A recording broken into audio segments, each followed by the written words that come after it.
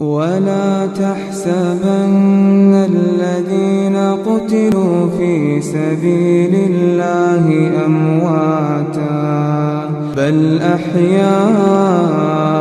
عند ربهم يرزقون فرحين بما آتاهم الله من فضله